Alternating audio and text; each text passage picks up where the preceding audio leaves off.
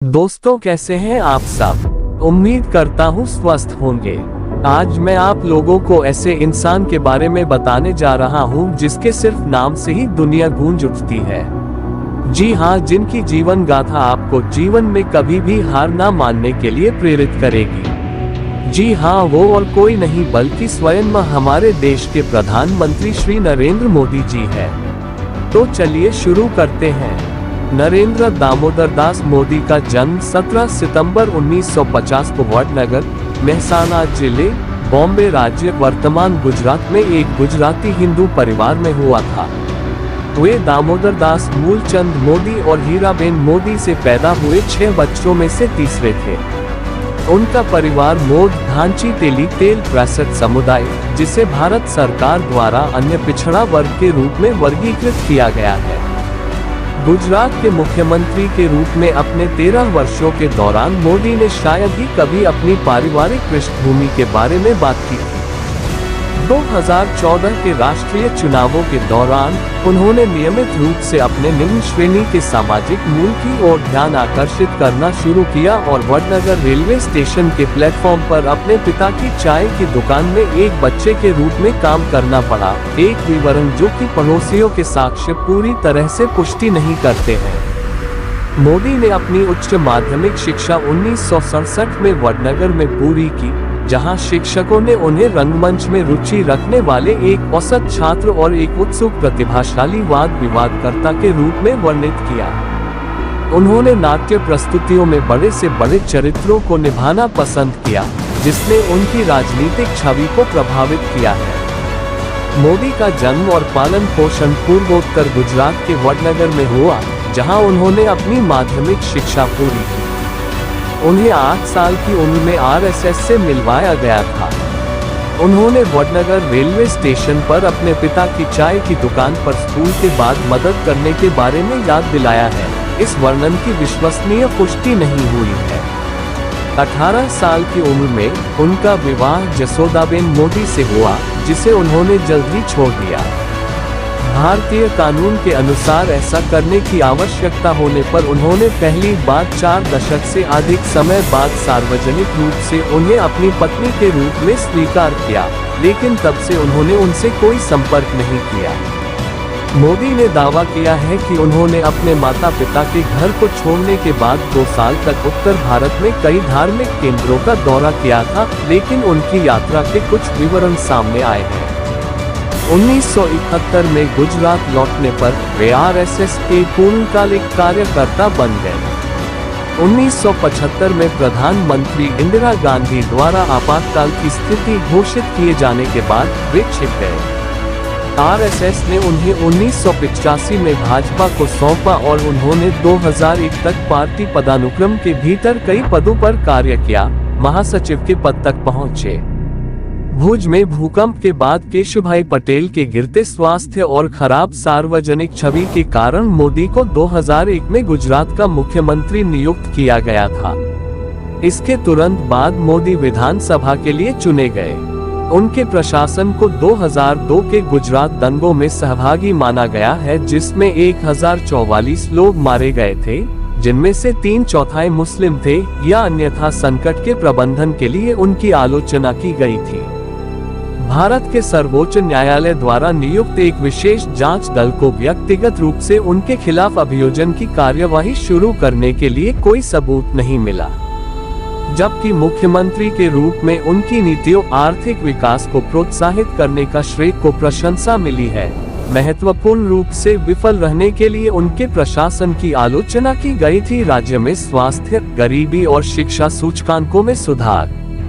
मोदी ने 2014 के आम चुनाव में भाजपा का नेतृत्व किया, जिसने पार्टी को भारतीय संसद के निचले सदन लोकसभा में बहुमत दिया। 1984 के बाद पहली बार किसी एक पार्टी के लिए। उनके प्रशासन ने भारतीय अर्थव्यवस्था में प्रत्यक्ष विदेशी निवेश बढ़ाने की कोशिश की है और स्वास्थ्य देखभाल, शिक्षा और सामाजिक कल्याण कार्यक्रमों पर खर्च कम किया।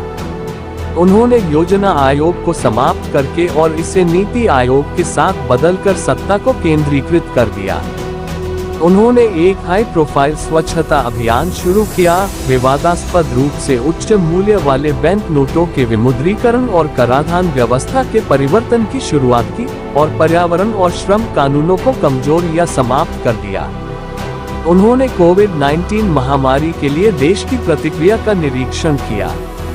प्रधानमंत्री के रूप में उन्होंने लगातार उच्च अनुमोदन रेटिंग प्राप्त की है। मोदी के कार्यकाल में भारत ने लोकतांत्रिक पिछड़ने का अनुभव किया है। 2019 के आम चुनाव में उनकी पार्टी की जीत के बाद उनके प्रशासन ने जम्मू और कश्मीर की विशेष स्थिति को रद्द कर दिया, नागरिकता संशोधन अधिनियम और 3 विवादास्पद कृषि कानूनों की शुरुआत की, जिसने देश भर में व्यापक विरोध और धरने को प्रेरित किया, जिसके परिणाम स्वरूप बाद वाला एक औपचारिक निरसन हुआ। इंजीनियरिंग के रूप में दक्षिणपंथी राजनीति के प्रति एक राजनीतिक एहसास के रूप में वर्णित, वह अपने हिंदू राष्ट्रवादी विश्वासों और 2002 के गुजरात दंगों से निपटने को लेकर घरेलू और अंतर्राष्ट्रीय स्तर पर विवाद का पात्र बना हुआ है, जिसे एक बहुसंख्यक और बहिष्करणीय सामाजिक एजेंडे के सबूत के रूप में उद्धृत किया गया है। 8 साल की उम्र में मोदी को राष्ट्रीय स्वयंसेवक संघ (RSS) से परिचित कराया गया और उन्होंने इसकी स्थानीय शाखाओं प्रशिक्षण सत्र में भाग लेना शुरू किया। वहां उनकी मुलाकात लक्ष्मणराव इनामदार से हुई, जो वकील साहब के नाम से लोकप्रिय थे, जिन्होंने उन्हें RSS में बाल स्वयंसेवक जूनियर कैडेट के रूप में शामिल किया और उनके राजनीतिक गुरु बन गए। जब मोदी RSS के साथ प्रशिक्षण ले रहे थे, तब उन्होंने भारतीय जनसंघ के नेताओं वसंत गजेंद्र गटकर और नथालाल जागहा से भी मुलाकात की, जो 1980 में भाजपा की गुजरात इकाई के संस्थापक सदस्य थे। नरेंद्र मोदी की जाति के पारंपरिक रिवाज में उनके परिवार ने एक लड़की जशोदाबेन चिमनलाल मोदी से सगाई की, जिससे उनकी शादी तब हुई जब वह 17 वर्ष की थी और वह 18 वर्ष का था। इसके तुरंत बाद उन्होंने अपनी दुल्हन को छोड़ दिया और घर छोड़ दिया, उसे कभी तलाक नहीं दिया, लेकिन कई दशकों तक उनकी सार्वजनिक घोषणाओं में विवाह का उल्लेख नहीं किया गया। अप्रैल 2014 में राष्ट्रीय चुनावों से कुछ समय पहले, जिसने उन्हें सत्ता में ला दिया, उन्होंने सार्वजनिक रूप से पुष्टि की कि वह शादीशुदा थे और उनकी पत्नी जशोदाबेन थी। युगल विवाहित रहा, लेकिन अलग हो गया। कथित तौर पर उनकी शादी कभी संपन्न नहीं हुई थी और उन्होंने इसे गुप्त रखा क्योंकि अन्यथा वे शुद्धतावादी RSS में प्रचारक नहीं बन सकते थे। मोदी ने आगामी 2 साल उत्तरी और उत्तर पूर्वी भारत की यात्रा में बिताए, हालांकि वे कहां गए, इसके कुछ विवरण सामने आए हैं। साक्षात्कारों में उन्होंने स्वामी विवेकानंद द्वारा स्थापित हिंदू आश्रमों का वर्णन किया है। कोलकाता के पास बेलूर मठ, उसके बाद अल्मोड़ा में अद्वैत आश्रम और राजकोट में रामकृष्ण मिशन। वह केवल कुछ ही समय के लिए रुके थे क्योंकि उनके पास आवश्यक कॉलेज शिक्षा का अभाव था। विवेकानंद को मोदी के जीवन में एक बड़े प्रभाव के रूप में वर्णित किया गया है। 1968 की गर्मियों की शुरुआत में मोदी बेलूर मठ पहुंचे, लेकिन उन्हें दूर कर दिया गया, जिसके बाद वे सिलीगुड़ी और गुवाहाटी में रुकते हुए कलकत्ता, पश्चिम बंगाल और असम घूमते रहे। इसके बाद वे अल्मोड़ा में रामकृष्ण आश्रम गए, जहां उन्हें फिर से अस्वीकार कर दिया गया था। 1968-69 में दिल्ली और राजस्थान के रास्ते गुजरात वापस जाने से पहले 1969 के अंत या 1970 की शुरुआत में वे अहमदाबाद के लिए फिर से रवाना होने से पहले एक संक्षिप्त दौरे के लिए वडनगर लौटे। वहां वह अपने चाचा के साथ रहते थे, जो गुजरात राज्य सड़क परिवहन निगम में बाद की कैंटीन में काम करते थे। अहमदाबाद में मोदी ने इनामदार के साथ अपने परिचय का नवीनीकरण किया, जो शहर में हैदराबाद भवन RSS मुख्यालय में स्थित था। एक वयस्क के रूप में मोदी की पहली ज्ञात राजनीतिक गतिविधि 1971 में थी, जब उन्होंने अपनी टिप्पणी के अनुसार बांग्लादेश मुक्ति संग्राम के दौरान युद्ध के मैदान में शामिल होने के लिए अटल बिहारी वाजपेयी के नेतृत्व में दिल्ली में जनसंघ सत्याग्रह में शामिल हुए थे। इंदिरा गांधी के नेतृत्व वाली केंद्र सरकार ने मुक्ति वाहिनी को खुले समर्थन की अनुमति नहीं दी और मोदी का कहना है कि उन्हें छोटी अवधि के लिए तिहाड़ जेल में रखा गया था। 1971 के भारत पाकिस्तान युद्ध के बाद उन्होंने अपने चाचा के लिए काम करना बंद कर दिया और इनामदार के तहत काम करते हुए आरएसएस के लिए पूर्णकालिक प्रचारक बन गए। युद्ध से कुछ समय पहले मोदी ने नई दिल्ली में भारत सरकार के खिलाफ एक अहिंसक विरोध में भाग लिया, जिसके लिए उन्हें गिरफ्तार किया गया। उनके दावे के अनुसार इसे इनामदार द्वारा उन्हें सलाह देने के लिए चुने जाने के कारण के रूप में उद्धृत किया गया है। कई वर्षों बाद उन्होंने 2001 में प्रकाशित इनामदार की एक जीवनी का सह लेखन किया। मोदी का यह दावा कि वे एक सत्याग्रह का हिस्सा थे, एक राजनीतिक युद्ध का कारण बना। उनकी गिरफ्तारी के विवरण की मांग करते हुए आरटीआई अधिनियम के तहत प्रधानमंत्री कार्यालय पीएमओ में आवेदन दायर किए गए थे। जवाब में पीएमओ ने दावा किया कि वह 2014 में प्रधानमंत्री के रूप में कार्यभार संभालने के बाद से ही मोदी पर आधिकारिक रिकॉर्ड रखता है। इस दावे के बावजूद पीएमओ की आधिकारिक वेबसाइट में मोदी के बारे में विशिष्ट जानकारी है जो 1950 के दशक की है।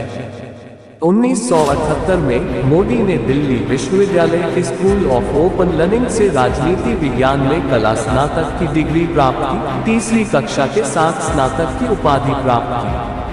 5 साल बाद 1983 में उन्होंने गुजरात विश्वविद्यालय से राजनीति विज्ञान में मास्टर ऑफ आर्ट्स की डिग्री प्राप्त की। एक बाहरी दूरस्थ शिक्षा छात्र के रूप में प्रथम श्रेणी के साथ स्नातक की उपाधि प्राप्त की। उनकी शैक्षणिक योग्यता को लेकर विवाद है। एक आरटीआई प्रश्न का उत्तर देते हुए एसओएल ने कहा कि उसके पास उन छात्रों का कोई डेटा नहीं है जिन्होंने 1978 में बीए की डिग्री प्राप्त की थी। गुजरात विश्वविद्यालय के एक पूर्व राजनीति विज्ञान के प्रोफेसर जेती भाई पटेल ने दावा किया कि जब मोदी वहां अध्ययन कर रहे थे तो मोदी की एमए डिग्री में सूचीबद्ध विषयों को विश्वविद्यालय द्वारा पेश नहीं किया गया था। तो दोस्तों, उम्मीद करता हूं मोदी जी की जीवन गाथा आपको जीवन में कामयाबी हासिल करने में सहायता करेगी। और भी ऐसी ही वीडियोस देखने के लिए चैनल को सब्सक्राइब करें। धन्यवाद।